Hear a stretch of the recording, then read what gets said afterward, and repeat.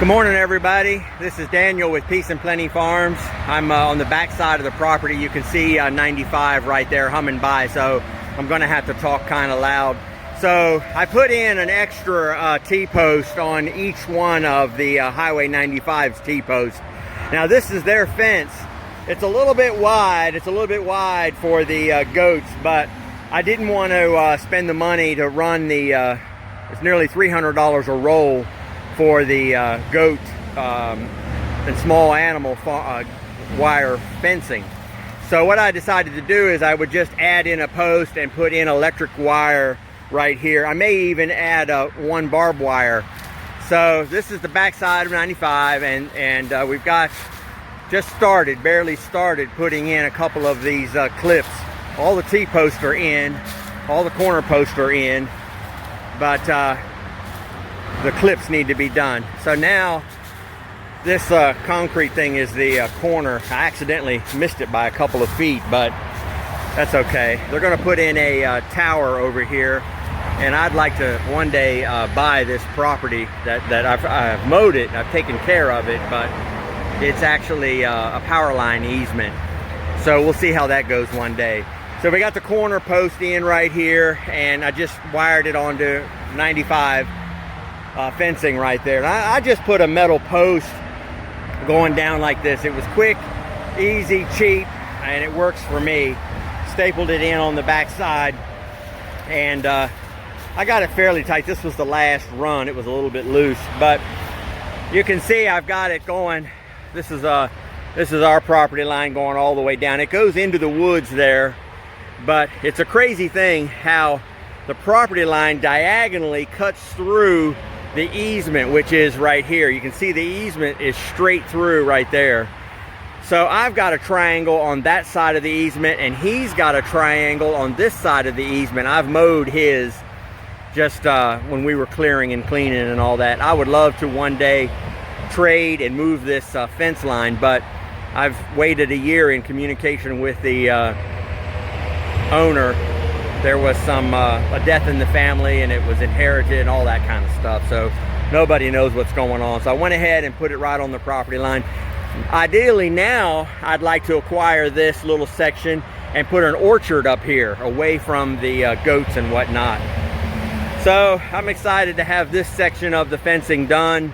This whole back section is done. We're going to load the vintage Cub, the wooden spool, up with another load of wire and get set and get ready to start at the other far end of the property, way down at the other end of on the other end of 95 down there, and we'll start squaring off the property right there. Now this electric fence is only going to be on the outer perimeter edge, and I'm stepping it up on 4 lines because of the liability of 95. And I've got my own business that I'm running, the gold and silver business, and I can't be chasing animals that get out. So it looks like a fortress here, but when you factor in my phobia for chasing animals and the liability with 95 right here and the resale value, I decided to just go with above and beyond what I thought I needed. And I'm certain that this will provide whatever I need. I've got 4 of the plastic clips on there, and I've got the longer version so that the animals don't push it and ground it out into the fence. But you can put barbed wire on that. You can put the electric fencing. And also I left the post 5 to 6 inches taller on top, and I could easily put another clip right on. I've been thinking maybe one of the short ones right on here, and I could run another barbed wire or electric fence or whatever right there. So there's plenty of options. You can see the wooden gate that I've got down there. We've got that all built. So that's where we're at, and I appreciate everybody watching, and we really appreciate your comments, because we would like for everybody to come grow with us. Thank you. Well, alrighty, this will be a wrap-up video for today. I wanted to show you how I had this wire on the trailer, So I just took this little turntable, I call it trailer that I built, and I just slid the 6x6 through right here, and then I put my top on it and strapped it down.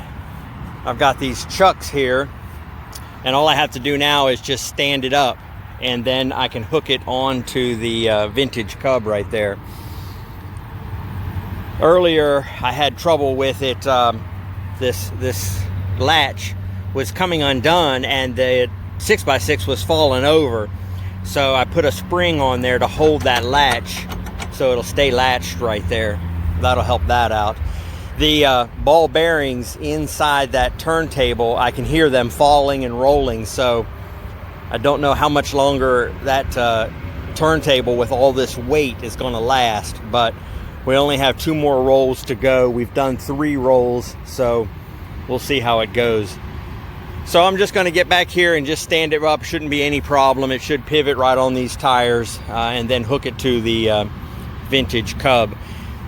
I had some of these rolls actually laying on the ground, and standing them up was quite a challenge, but I actually had to use a come along to pull the top of it and get it up high enough where I could then press it on up into upright position. Well, I'm going to get this hooked up and ready for tomorrow, and keep in mind that it's about to harvest.